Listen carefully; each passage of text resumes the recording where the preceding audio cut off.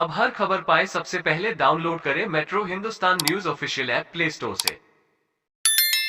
IG विकास वैभव ने सरकार के जात पात पर क्या सवाल उठाए, आईपीएस विकास वैभव।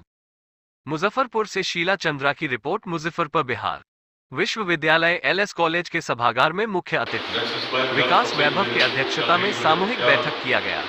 बैठक का मुख्य उद्देश्य जात पात एवं रोजगार को लेकर विशेष चर्चा की गई। आईपीएस विकास वैभव ने बताया कि यदि हमारे बिहार में रोजगार होगा तो फिर बिहार के लोग दूसरे देशों में रोजगार के लिए नहीं जाएगा। उन्होंने बताया कि देश में पहले भी जात पात था, लेकिन देश का विकास होता था, लेकिन आज वही जात पात इतना हावी हो गया है कि बिहार में उन्नति रुक गया, एक दूसरे से काफी मतभेद बढ़ता जा रहा है। आईजी विकास वैभव ने उदाहरण के तौर पर पुलिस पाठशाला को लेकर उन्होंने बताया कि यदि इस तरह का अनेक प्रयास कर सकते हैं। आईजी विकास वैभव ने बताया कि खासकर मुजफ्फरपुर से काफी अपेक्षा जुड़ी हुई है। बाइट आईजी विकास वैभव वासियों से आह्वान कर रहे हैं कि आप मिलकर कुछ योगदान करें बिहार के भविष्य के लिए, जिसकी मूल भावना यही है कि लोगों को मिलकर चलना होगा। प्राचीन बिहार से प्रेरणा लेना होगा, जो ज्ञान की भूमि थी, शौर्य की भूमि थी, उद्यमिता की भूमि थी। और भूमि के यदि गौरव की हम बात करें तो हम पाते हैं कि बिहार यदि अखंड भारत के साम्राज्य का निर्माता बन सका, जिसकी सीमाएँ आज के भारत से कहीं अधिक विस्तृत थीं, यदि ऐसे विश्वविद्यालय स्थापित कर सका जो ऑक्सफोर्ड और कैम्ब्रिज की कल्पना यूरोप में नहीं हुई थी। कारण बड़ा स्पष्ट है, वेदांत की भूमि थी, जिसकी सोच अलग थी। अलग अलग भेदभाव समाज में हमेशा रहे हैं, लेकिन बिहार की सोच इन भेदभावों से परे सोचने की रही थी। वेदांत में तो व्यक्ति तो छोड़ दीजिए, किसी जीवात्मा में भेद नहीं मानने वाले हमारे पूर्वजों की दृष्टि रही थी। वैसे बिहार में जातियाँ तब भी थीं, लेकिन जातिवाद इस प्रकार का हावी नहीं था। यदि रहा होता तो मगध में सबसे निम्न वर्ग के शासक नंदवंश का उदय नहीं होता। आचार्य चाणक्य भी निकलते तो चंद्रगुप्त के जाति को खोजते, लेकिन सोच कहाँ थी, सोच तो अलग थी।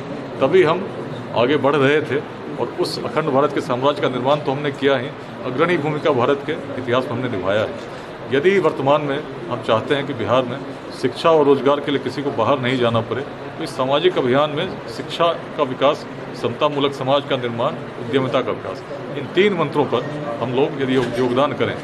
आज इस लगभग 2 वर्ष हो चुके हैं, मुजफ्फरपुर में भी अध्याय स्थापित है, जिसमें 1000 से अधिक लोग जुड़े हुए हैं व्हाट्सएप ग्रुप्स में। पूरे बिहार के करीब 55,000 लोग अभी व्हाट्सएप ग्रुप्स में जुड़े हैं। बिहार के बाहर भी जुड़े हैं, विदेशों में भी जुड़े हैं। मिलकर कुछ प्रयास कर रहे हैं। अभी पटना में 4 केंद्रों पर गार्गी पाठशाला चल रही है। समस्तीपुर में भी कल उसका प्रारंभ हुआ।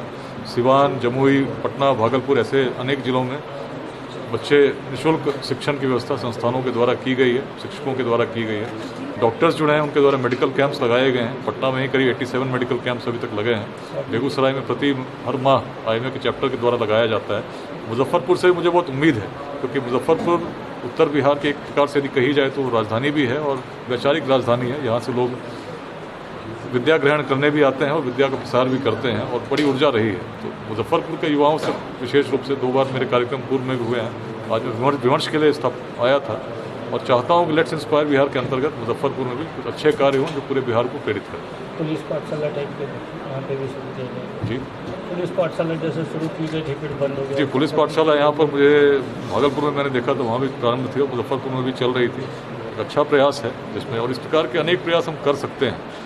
बच्चों के लिए जो वंचित हैं उनके लिए भी कर सकते हैं। समाज के वैसे वर्ग जिनको आवश्यकता है उनके सहयोग के लिए वैसे सक्षम लोगों को बुलाकर प्रयास कर सकते हैं। तो मेरी बड़ी अपेक्षा है मुजफ्फरपुर से, आपके माध्यम से भी सभी को कहना चाहूँगा इस अभियान से जरूर जुड़ें।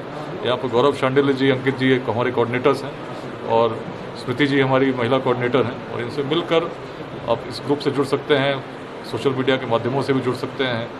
और मिलकर कुछ प्रयास हम लोग यदि करेंगे तो अपने जीवन काल में निश्चित ही वैसे बिहार को हम निर्मित कर देंगे जिसमें शिक्षा और रोजगार के लिए किसी को बाहर जाने की आवश्यकता नहीं है। अभी बिहार में जिस प्रकार से एजुकेशन सिस्टम में कोलैप्स किया है, कंफ्यूजन है यहाँ पे कि बिहार का फ्यूचर क्या होगा। देखिए, दृष्टि जो है ना इसमें लेट्स इंस्पायर बिहार में बड़ी स्पष्ट है। यदि हम कोसेंगे, किसी चीज़ की आलोचना करेंगे, चीज़ें बदलेंगे नहीं। लेकिन उसमें हम क्या योगदान कर सकते हैं इस रूप में देखेंगे, उस रूप में करना प्रारंभ करेंगे। परिवर्तन कैसे संभव हुआ है? यदि हम आलोचना करते हैं तो परिवर्तन नहीं होता, लेकिन प्रयास करते हैं, कुछ सार्थक प्रयास करते हैं। कमरे में अंधेरा हो, हर व्यक्ति कहता रहे अंधेरा है तो अंधेरा मिटता है क्या? एक छोटी सी माचिस की तीली जब जलती है, प्रकाशित करती है और उस प्रकार का प्रकाश होता है जिससे चीज़ें दर्शित होने लगती है। वही प्रयास हम लोग कर रहे हैं और हर व्यक्ति को यदि हम जोड़ पाने में सक्षम हो सके, सफल हो सके, निश्चित है बिहार का भविष्य बदलेगा।